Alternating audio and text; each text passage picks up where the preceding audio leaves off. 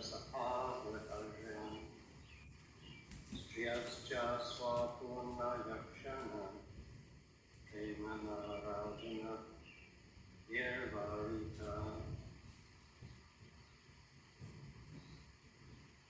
From all those, Vandana, exception, Iti, thus, Upaman Praya, subsequently informed, Pravishya, entering, Gaja Sahasrayam, the palace of Hastinapur, Striyacha, other deities, Swapurnam, own residence, Yasyan, while starting forth, Premna, with love, Sanchna, by the king, Nivarkita, stop.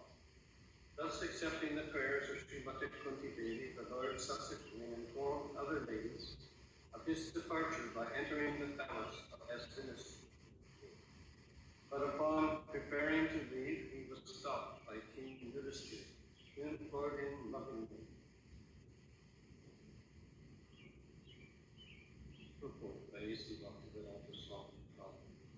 No one could make Lord Krishna stay in Hastinapur, but he decided to start for Dwarka. But the simple request of King Yudhishthira that the Lord remain there for a few days more was immediately effected. This signifies that the power of King Yudhishthira was loving affection, which the Lord could not deny. The Almighty God is thus conquered only by loving service and nothing else. He is fully independent in all his dealings, but he voluntarily accepts obligations by the loving affection of his pure devotees.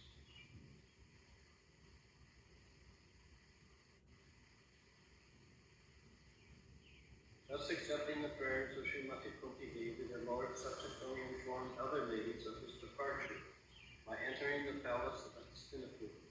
But upon preparing to leave, he was stopped by King Yudhishthira, who implored him lovingly.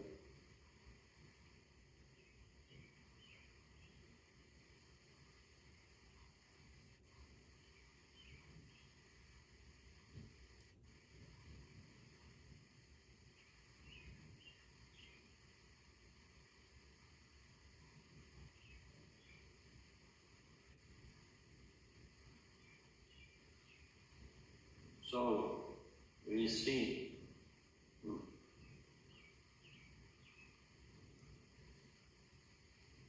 after all these prayers by Queen Kunti, in the 43rd verse, beginning in the 18th, we have learned here that only by devotional service, loving devotional service, can the Lord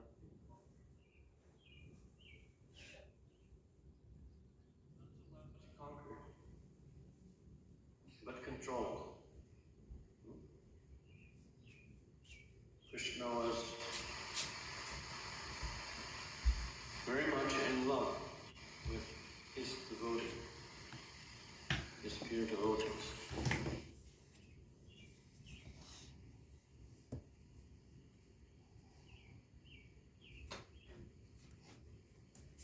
This loving feature is exemplified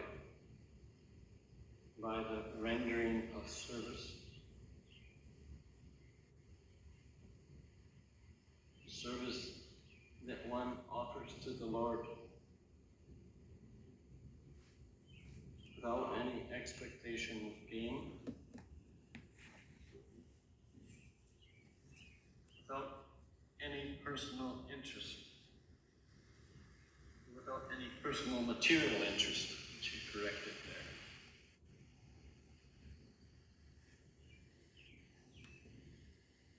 Not related to oneself, one's family members, others in which we are invested. Rather solely in the desire to render service on a regular basis, not some temporary thing.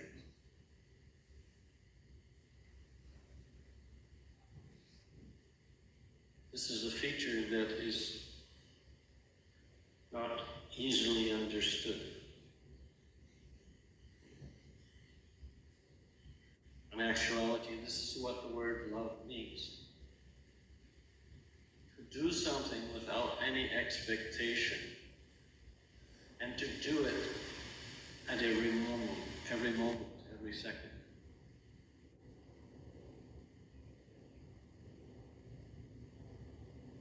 To come to this platform, to give up all material conceptions. It's not an easy thing to do, because we have to take on some activity with the mind and ego. They're always prepared to distract us. These are the two stalwarts of Maya's service. To distract us from loving Krishna.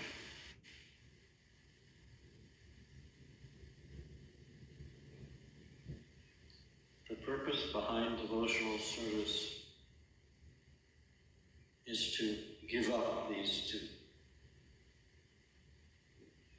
to direct them into the loving service of Krishna. When we begin to chant, this is the essential part of the activity. Hearing and chanting are the main features. If we are chanting attentively, if we're observing that we're not committing any kind of offense towards the holy name, towards other living entities,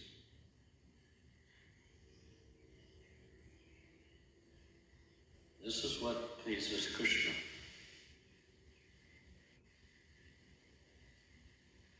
When I chant, I find great difficulty to focus on the chanting of the holy name. The mind always interferes to take us away,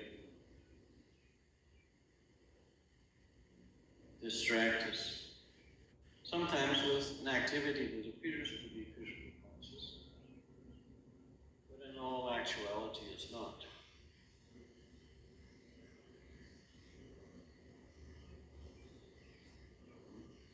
Just like I've mentioned before, I saw one devotee sitting on the steps, beads in one hand and Bhagavatam in the other. They were reading Srimad Bhagavatam, but they were chanting at the same time. This appears to be a very Krishna conscious activity. Actually, two Krishna conscious activities, chanting Hare Krishna and reading Bhagavatam. But in actuality, this is not.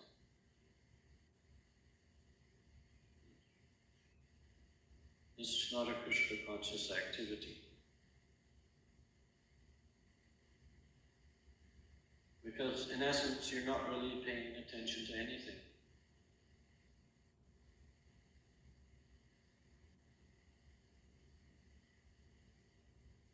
And what decides what you're supposed to be doing is what time it is. If this is at your prescribed chanting time, why are you reading? And if it's your prescribed reading time, why are you chanting?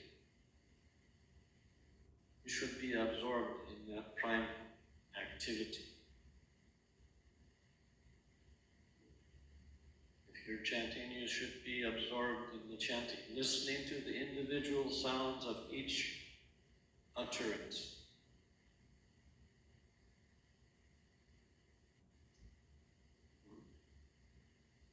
Hare Krishna, Hare Krishna, Krishna Krishna, Hare Hare, Hare Rama, Rama Rama, Hare Hare. If it's japa time, that should be the service rendered.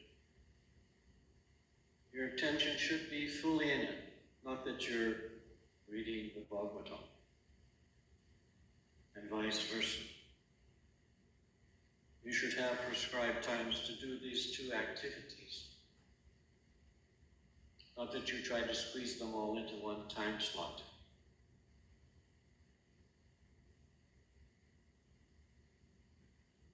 And neither should, when you're chanting, you shouldn't be thinking of other things. And the same thing when you are reading vocal tone. Your mind shouldn't be going to other activities. You should be absorbed in the prescribed activity.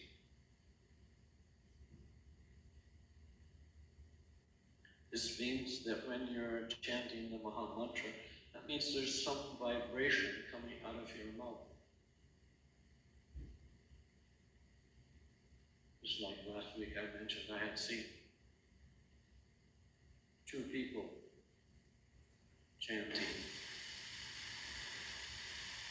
within a couple minutes of each other. Their hands were in their beat bags, their hands were moving there, so they were moving the beat. But there was nothing coming out of their mouth. Now I know one of them could have possibly been chanting silently, but two of them, both of them, I don't think so. They weren't really chanting Krishna's name. This is Shravanam Kirtanam. This means you're chanting the mantra, and you are hearing the mantra you're chanting. If you can't hear the mantra you're chanting, you're not really chanting.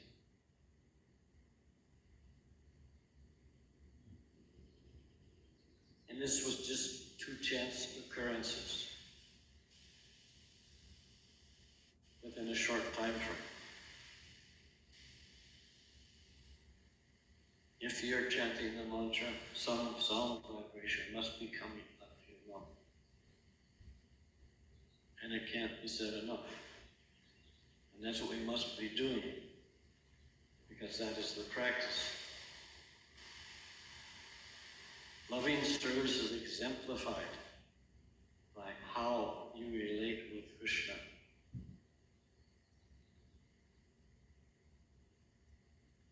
This chanting is a private time with Krishna. Even though you may be sitting in the room with others who are also chanting, each of you, just like each of the gopis who was dancing with Krishna, should be thinking, Krishna is only with me. And you're talking personally with him. And you're saying the only pure thing that should come out of your mouth is holy name, his holy names.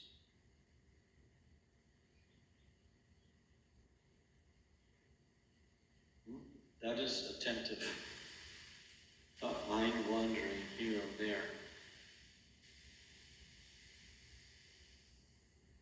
So when it says that the 10 offenses are there, and then it mentions something about inattentive chanting, that's separated from them to exemplify its prominent position. It's not an accident that they forgot to say attentively. It's trying to draw your attention to that description.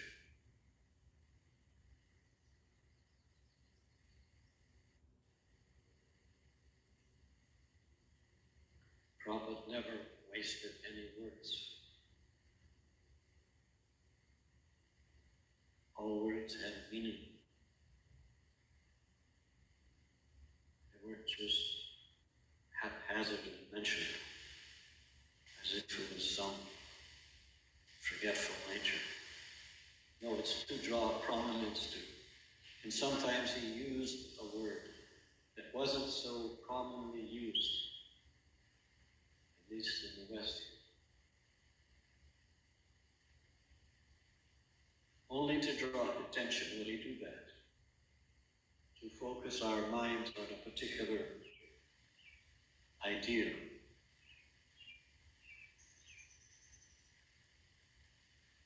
This chanting of Krishna's name is meant to purify our minds. And if there is no sound vibration entering into the mind, no purification takes place.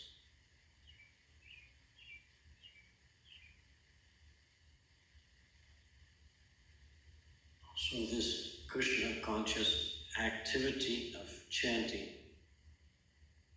and rendering devotional service. When you are rendering devotional service, you're trying to carry out the activity as per the instruction, without leaving something out or adding something to it.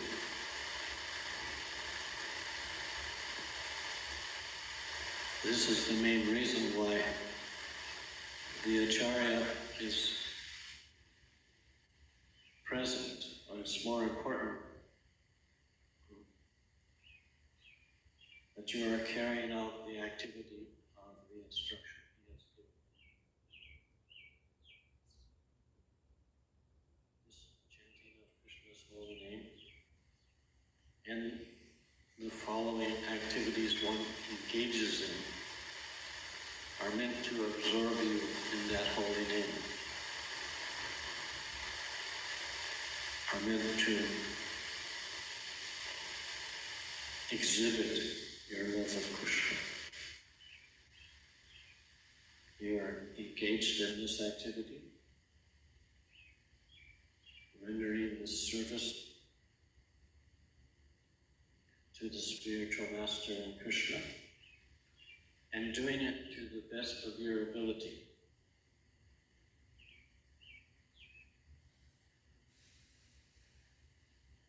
And the activity should be perfectly done, because in Bhagavad Gita it says that I am the ability in man.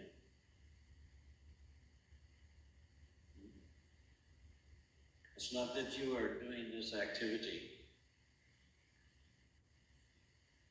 Krishna has given a direction, and you are, or we could say, the spiritual master is giving the direction, as the two are synonymous. Krishna is saying, and the spiritual master is also repeating the same thing without any addition or deletion.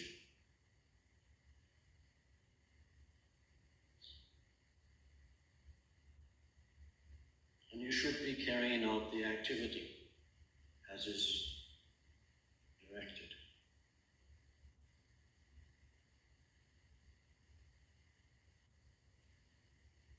This moment by moment activity is meant to bring one closer to Krishna. When one is really in love with someone else, he doesn't take into consideration his personal needs. He does not take into consideration, I'm too cold, I'm too hot. I want to go here, I want to go there.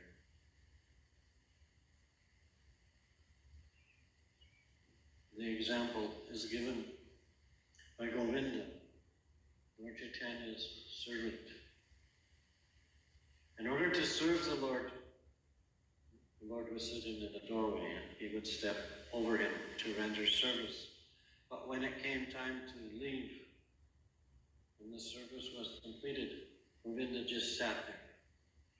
He didn't want to disturb the Lord.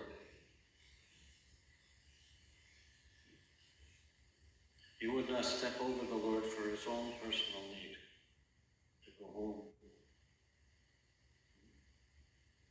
to engage in any other kind of activity. He just sat there and waited until the Lord moved, and then he passed out, left that place.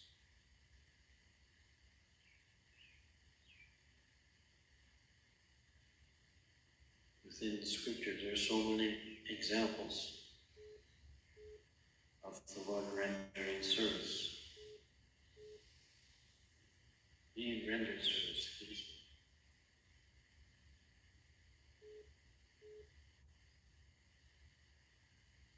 This activity of remembering Krishna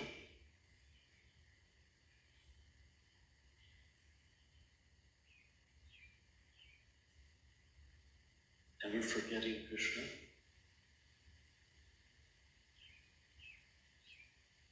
These are the activities of devotee.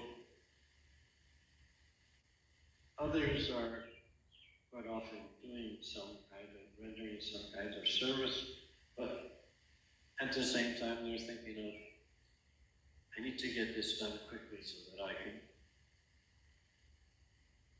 do something for me.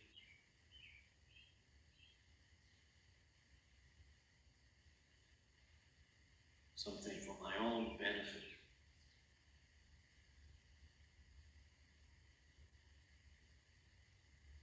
We should be there to render for Krishna what is his. So this chanting is for the purification, so that we can come to the stage of being a devotee. And if we're not doing it attentively, the end result is going to be imperfect or imperfect. The result will be we will stay in this material world. We won't attain the human goal of going back home, back to Godhead.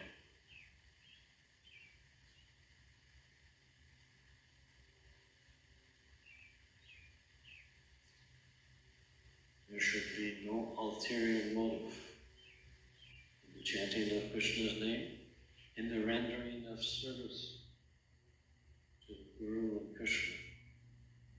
There should be no ulterior motive but to please him, to please Lord Krishna. That should be the sole feature. None of this other activity.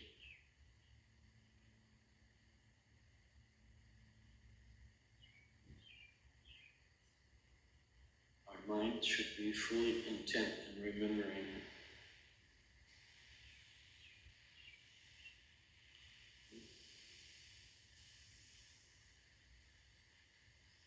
this rendering of devotional service brings us closer to him, focuses our mind on him,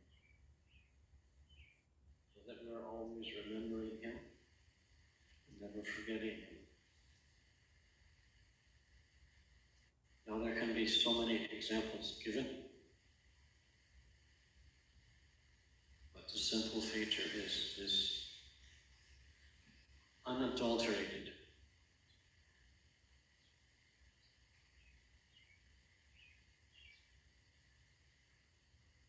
solely for his benefit, solely for the benefit of Lord Krishna. He doesn't really need it. He doesn't really require it. He is already fully satisfied.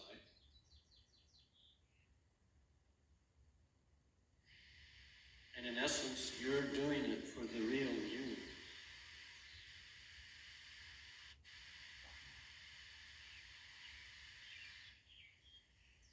I don't really need to say these things, because everyone has full, perfect knowledge. If they just scrape away all that dirt that's on the surface, so that real knowledge becomes evident.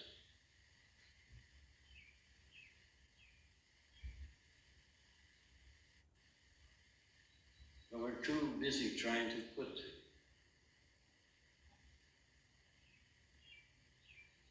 cover ourselves over all the other nonsense of the material world.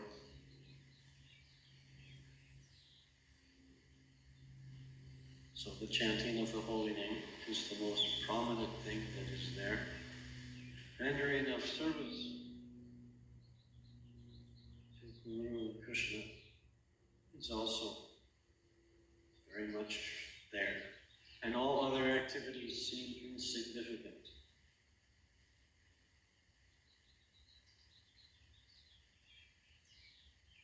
There's nothing that one who is purified of material consciousness, there's nothing that he can't do.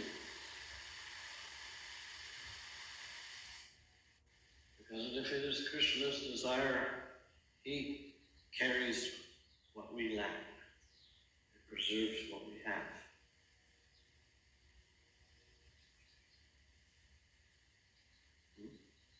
One example was the publishing of the Chaitanya Charitamrita, Prabhupada's Leela. So many devotees in many different locations were involved in this literary work. Some were taking photographs, some were making paintings, some was setting type, some was correlating something.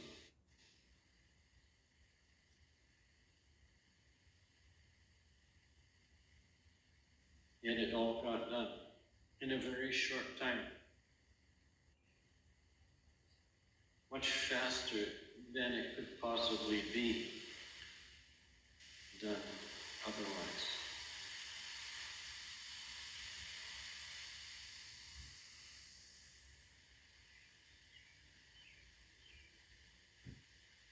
The devotees going underneath Prabhupada's directions to carry out some activity that they had never conceived of even before. But they full-heartedly accepted what he did, or what he said, and carried out the activity as per his direction.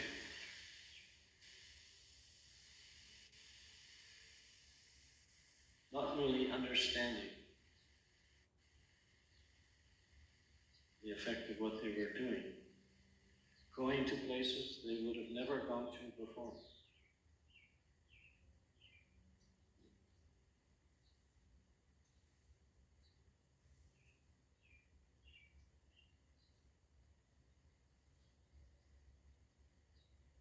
The devotees travel to all kinds of different places carrying the message.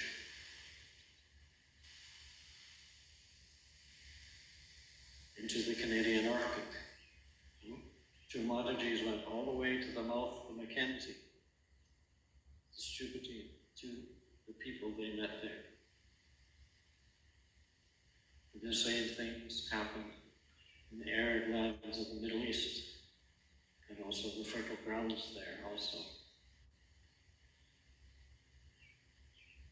And into the jungles of Bangladesh, up into the Himalayas, across Africa. And they carry Krishna's name. Why? Because Prabhupada told them to do that. And so they did it.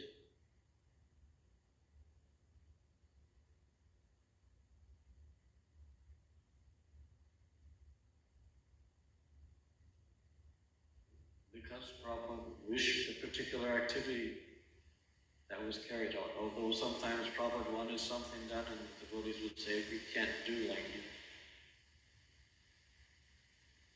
Because their faith was a little weak. So if we have faith in Guru and Krishna, anything is possible.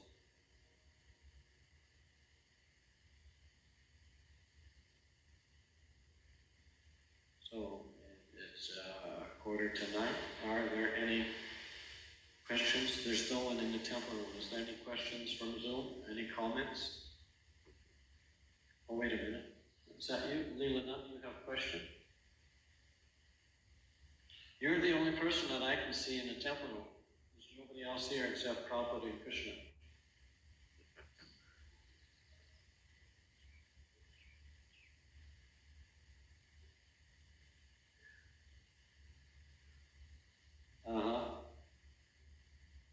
Okay. So you're not going to say anything else, Leelananda?